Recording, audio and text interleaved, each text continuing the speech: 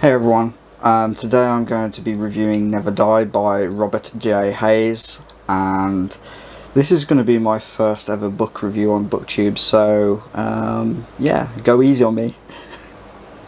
So the story is about a young boy named Ain, and he has these powers given to him by a Shinigami, which is basically a god of death.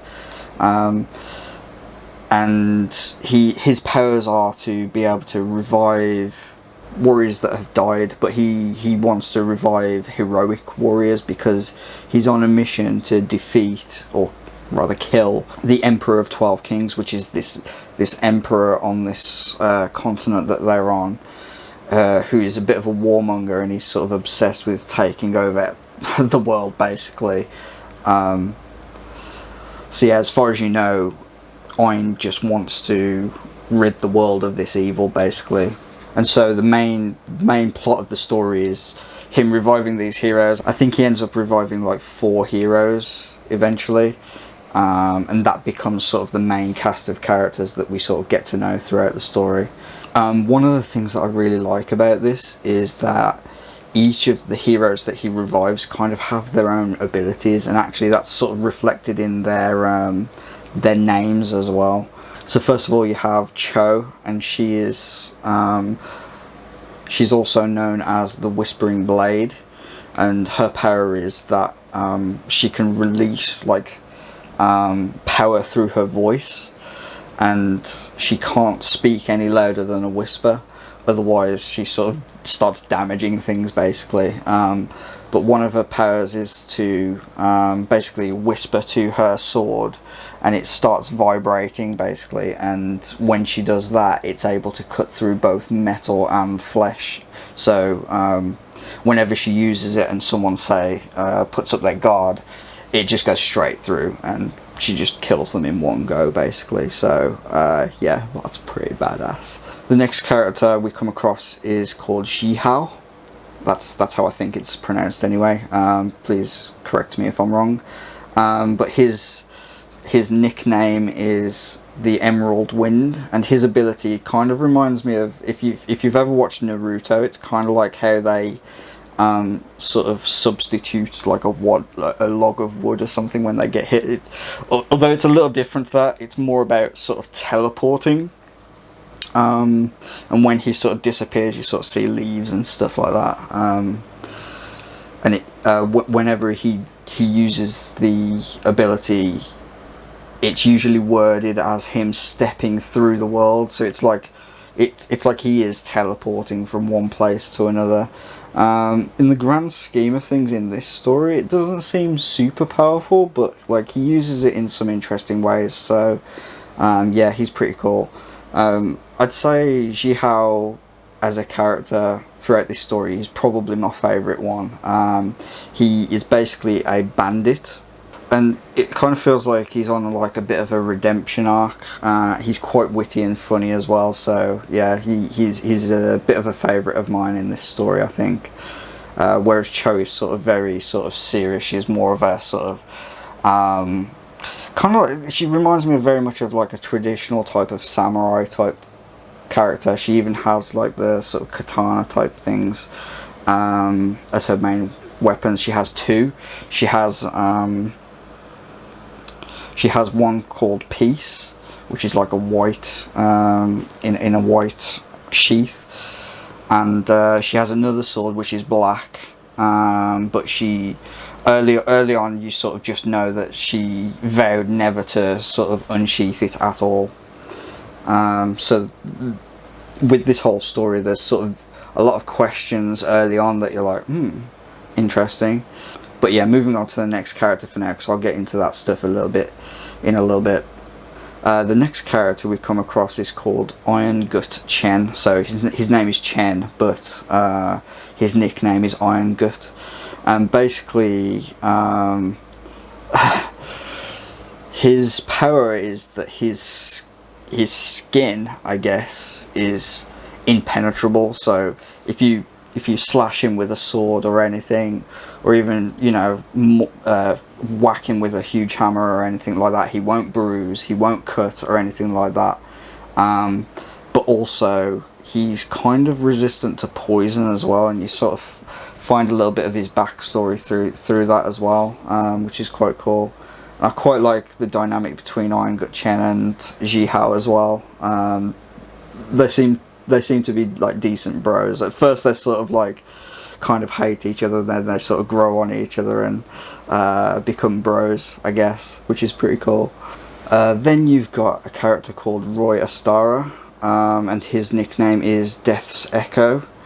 And to be honest, even now it's kind of not entirely clear. I mean, like I say, there's a lot of questions in the story. A lot of them are answered, but some of them are a little bit unclear in my head after finishing the story. But Roy Star is kind of one of the more mysterious characters to me. But basically, he's suffering with leprosy, basically, so his body is falling apart, so he tends to sort of stay quite far away from the group. His whole body is pretty much wrapped in bandages and things like that. He's only got like one eye showing through, and it's sort of all grey and gangly and stuff. And his weapon is a rifle, essentially, so he tends to stay quite far back and tries to be useful from a distance. And then the last character is Bingwei Ma, and he's like a traditional sort of martial arts kung fu sort of think Bruce Lee but on steroids, like madly so. It's like he is built up, and yeah, he's a super strong guy. But honestly, that's pretty much all I really know about him. Even after finishing the story, he's sort of he's just very, very, very strong. Yeah. Obviously, I don't want to give too much away, so that's as much as I'll give you there. So I've been trying to think about reasons you might or might not want to read this book, because obviously, you know, not every book is everybody's cup of tea. So I'll start with the why not first, because I like to start on a negative and end on a positive. So yeah, so why you might not want to read it. It can be slow in places. Generally it is a pretty fast-paced book. It's fairly short. It's just shy of 300 pages, I think, on my Kindle. So it's not too bad to get through. The chapters are very short. There's roughly about 10 pages per chapter, I think, and I think that's a good sort of drop in, drop out kind of rate. Although this is sort of going into the sort of good side, so I'll get to that in a little bit. So yeah, it can be slow in places, but not really enough to deter me from reading it, to be honest. So there's that. Another reason you might not want to read it is because it does leave a lot of the questions that you have throughout the story to the very end. Like, I'm talking last couple of chapters type thing. So if you're impatient and you want answers right there, right then, it's probably not for you. But if you're willing to stick it out, the answers will come. Because I was sort of getting towards the end and I was thinking, okay, am I going to be satisfied with this? And I think I was. But for a long time I was thinking, are they going to answer this? Are they going to answer that? Because it's sort of, sometimes you have a situation sort of come up and then it feels like it's never really sort of resolved or talked about again. But it is, it's sort of just a lot later in the story. So if you're not into that, then yeah, it might not be for you, but that's fine. I think it just mostly depends on every individual's taste. I do think that some characters could have done with fleshing out a lot more.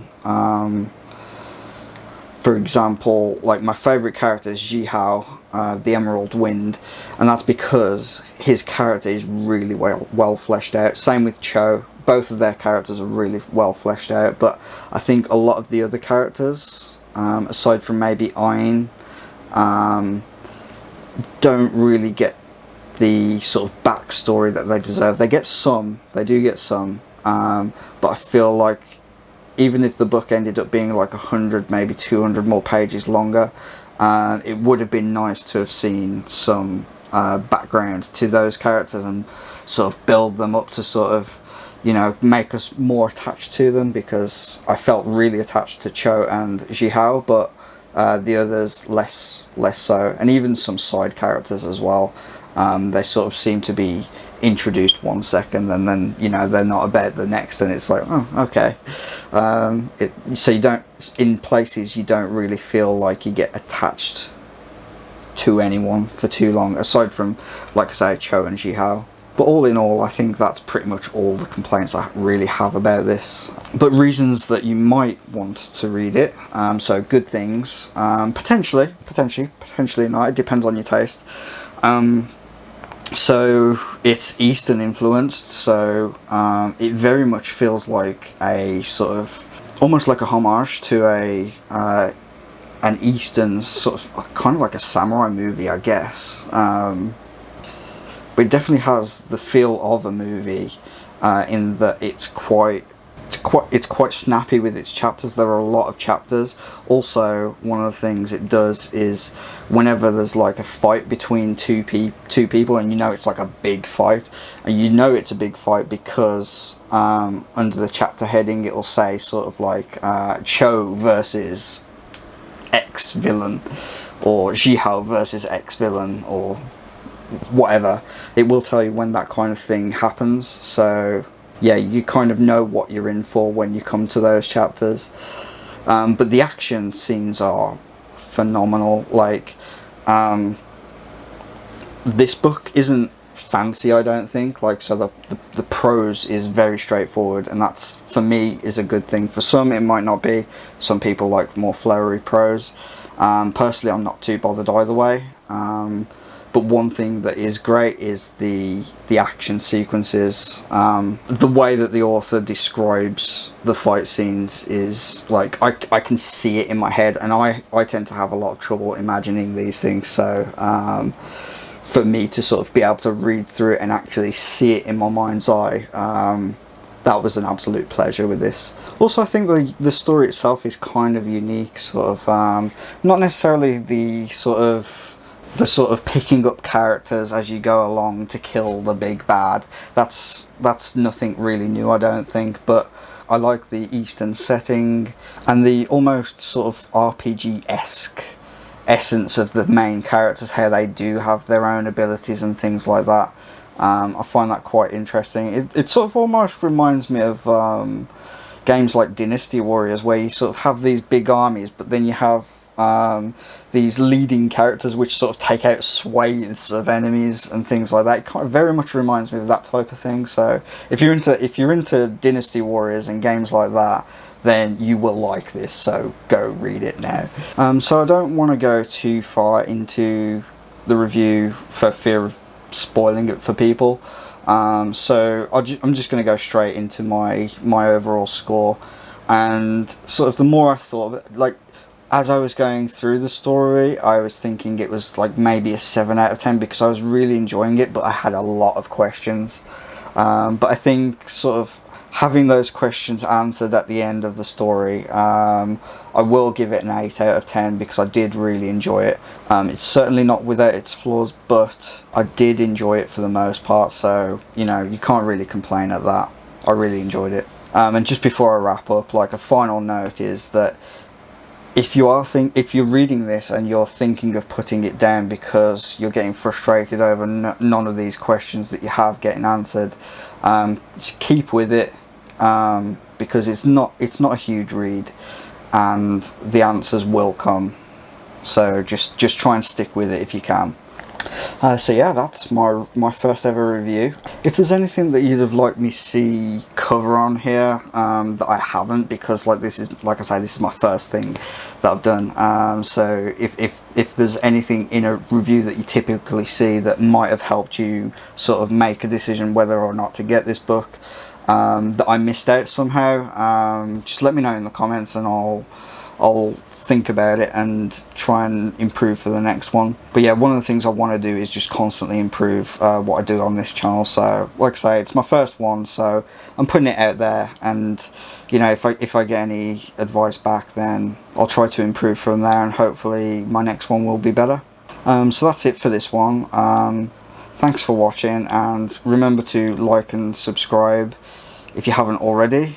And let me know if you're thinking of picking up the book, or if this review even sort of influenced you to pick up this book or not, or swayed you away from it. You know, I'm interested to hear about it.